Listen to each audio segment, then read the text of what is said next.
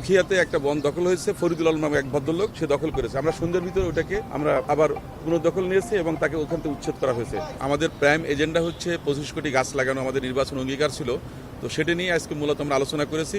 আর এই দূষণ সংক্রান্ত ব্যাপারে আমরা হয়তো আগামীতে পরিপূর্ণ আলোচনা করে আমরা কতটুকু কমাতে পারবো বা কোন কোন সেক্টরকে আমরা ফোকাস করছি সেটা নিয়ে আমরা কাজ করব।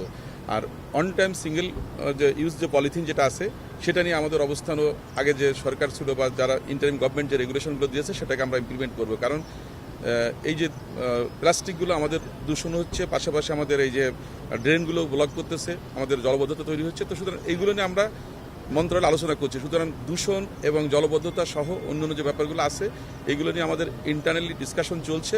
আমরা হয়তো খুব অল্প সময়ের ভিতরে এটা ব্রিফিং করতে পারবো যে আমরা কী কর্মপরিকল্পনা নিচ্ছি এটাকে প্রশমিত করার জন্য বা এটাকে কমিয়ে আনার জন্য।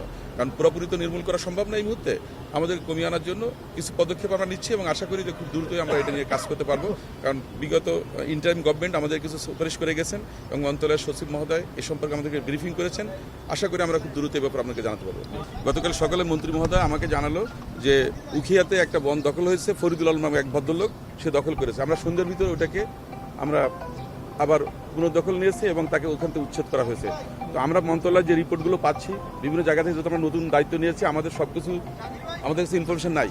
যতটুকু ইনফরমেশন আছে প্রত্যেকটা মন্ত্রণালয়ের আমাদের সচিব মহোদয়ের মাধ্যমে আমরা ওই জেলা প্রশাসক সহ বন বিভাগের লোক বা আমাদের পরিবেশের লোক দিয়ে আমরা সেগুলোকে রেকটিফাই করছি। এবং গতকাল সকালে আমরা পেয়েছি জনকণ্ঠের একটা প্রতিবেদন, সেখানে দেখা গেছে যে উখিয়াতে একটা বন দখল করে একজন একটা স্থাপনা করেছে।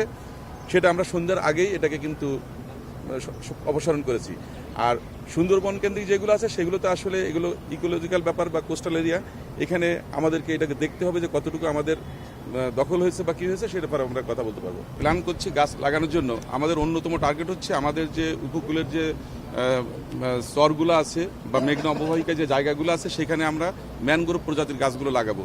এতে আমরা জিআইএস পদ্ধতির মাধ্যমে এটা মনিটরিং করতে পারবো এবং দেখাতে পারবো যে আমরা এতগুলো গাছ লাগিয়েছি এবং পৃথিবীর যে কোনো জায়গা থেকে ড্যাশবোর্ডের মাধ্যমে এটা ট্র্যাকিং করা যাবে যে এখানে এই গাছটার অস্তিত্ব আছে।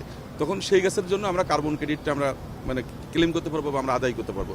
তো এইটার জন্য আমাদের টার্গেট হচ্ছে যে আগামীতে আমাদের এই বাংলাদেশের যে গার্মেন্টস সহ অন্য যে শিল্প আছে এরপরে এই কার্বন ক্রেডিটটাকে আমাদেরকে এগিয়ে নিয়ে আসা, কার্বন ক্রেডিটটাকে এগিয়ে নিয়ে আসা, সেই লক্ষ্যে আমরা কাজ করবো ইনশাআল্লাহ।